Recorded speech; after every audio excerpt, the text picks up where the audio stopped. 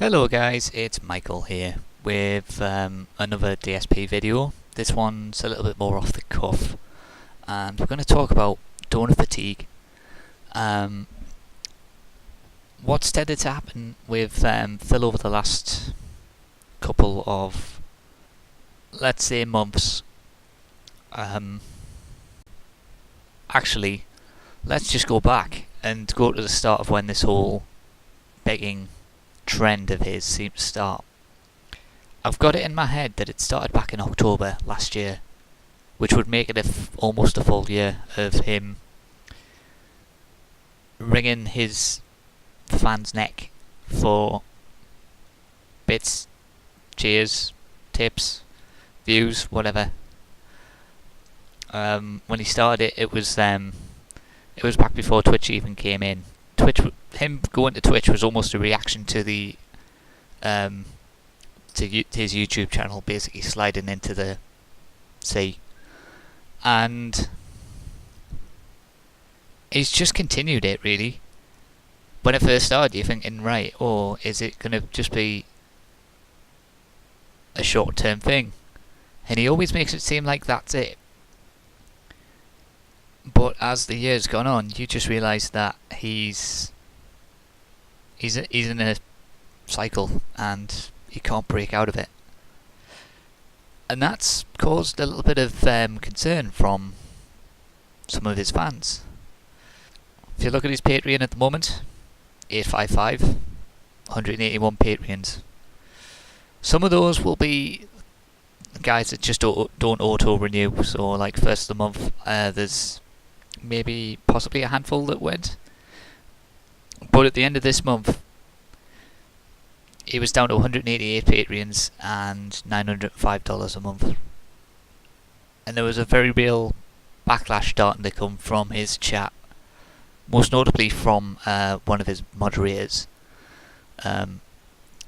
Phil was going on about how we needed money to basically pay for things, and I believe one of his more recognisable mods, BetheMadMan,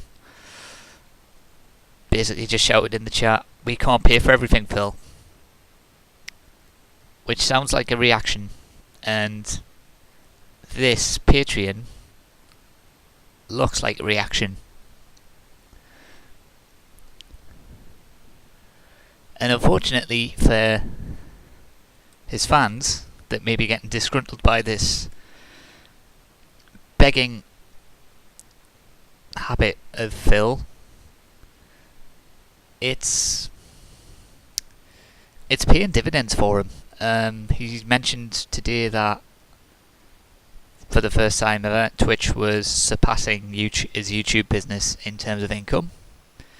And if you look at his YouTube, that's because his YouTube isn't doing as many views, and his Twitch income for this month will include the cheers from July, which will have included the $2,000 worth of bits that he got when his YouTube channel went down for a day. He basically milked that for a week and got $2,000 for effectively nothing.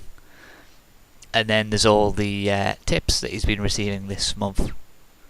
So it's a double whammy. He's got one begging stream and another begging stream coming together to deliver what I believe is something like $4,000 in total.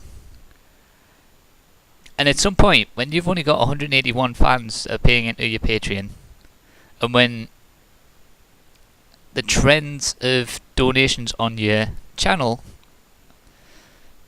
tend to be that you will get like 25 people putting in cheers, and of those 25 people, maybe 3 of them will put in significant amounts.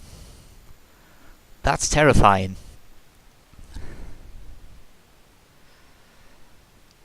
And it's this top-heavy approach that it's going to undermine his Twitch channel. And with the way that his YouTube channel is going, you're looking at it now, daily averages of 57,000 views. What is that going to be like in a year? In a year, is Phil's income from YouTube going to be enough for him to keep that going? Is there going to be anything left? Because if there isn't, it's going to be all in on Twitch. And there's a problem with that. If your fans are already fatigued now, what are they going to be like in a year's time? With DSP, it's not a case of if he fails, it's a case of when.